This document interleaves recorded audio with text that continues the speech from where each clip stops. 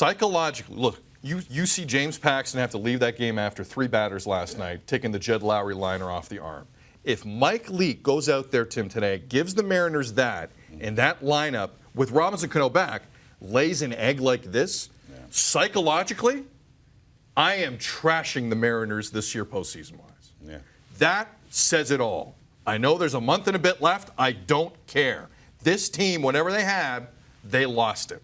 And the A's aren't slowing down. If they drop this today psychologically, a massive loss for the Seattle Mariners. Haven't lost yet, but if they do, that would suck for them, and I don't see a way back. Updating Robbie Cano off the suspension. He's 1 for 4 in today's game. But as you mentioned, Mike Leake putting up wonderful numbers and this offense laying an egg. But to be fair, so is the Oakland offense. We'll see who gets the win, and when it becomes available to us, we will pass it along to you because that's what we do. This is a live sports television show, and we give you news as it happens. Part of the news as it happens is also Oakland. And I know we're kind of focusing in on the wild card with Oakland. Right.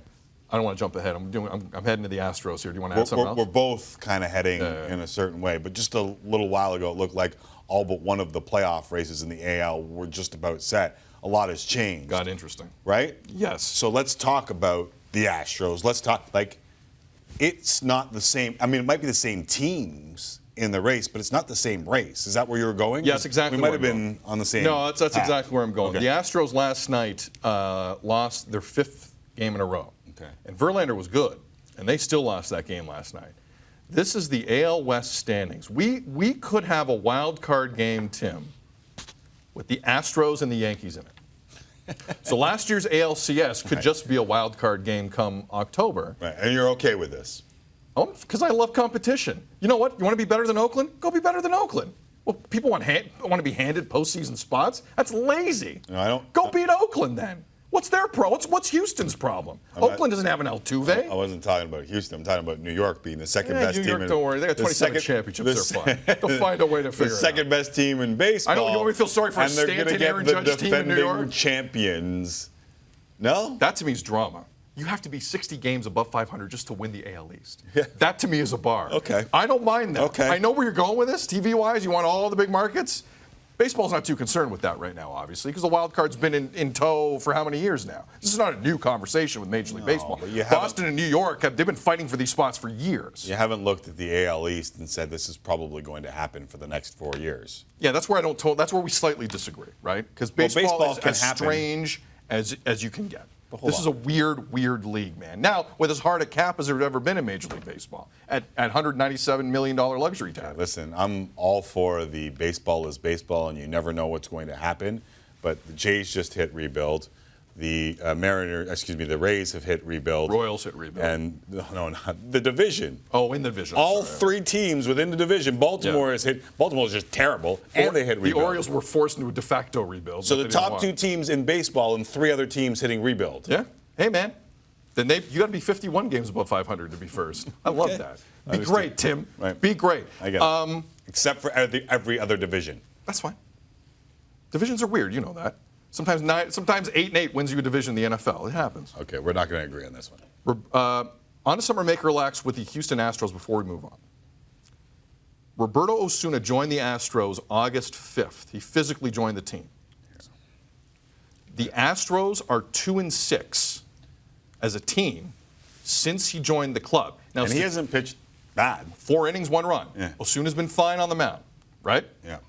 They are 2-6 as a group. The Oakland A's are about to go within a half game if they win against Seattle. On to something, make or relax. I want to watch this. You could defer. Yeah, I want to watch it a little longer. But there's something going on with the Houston Astros, and I'm not so sure that, listen, I get that there's a lot of people that think in baseball chemistry means nothing. Chemistry is winning baseball games. But I would suggest to you, and I think Jeff Passan suggested it to many of you when he wrote a column about them adding Roberto Osuna. This team has a lot of good guys in the locker room. And a lot of those good guys were put to the test when they had to go to cameras and answer questions about how they were being hypocrites when it was a minor leaguer on their team instead of a brand new closer on their team. And you can say all you want about what chemistry means in the game of baseball. I wouldn't be surprised if there aren't more than a few guys in that locker room that went like, come on, man, how did you put us in this spot?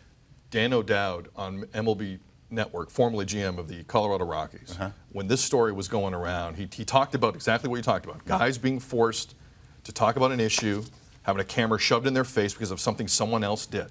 Yeah. Whether it's a suspension or something like the Osuna situation. Right. And he had a phrase I'll never forget. He called it an energy vampire in the room. Right. It comes in and sucks the life out of the entire room. Right. And this Houston team were on cruise control, right? Injuries here and there, Correa, Springer, Altuve, big players, but they were going to win that division without blinking. What happened? Obviously, Oakland's playing well, but something else has A happened. couple of injuries along the way. Something else. And part of it is that energy vampire that has crept into that clubhouse when that news broke. Right. And I can't help but look at that record. I'm with you. It's not a big sample size.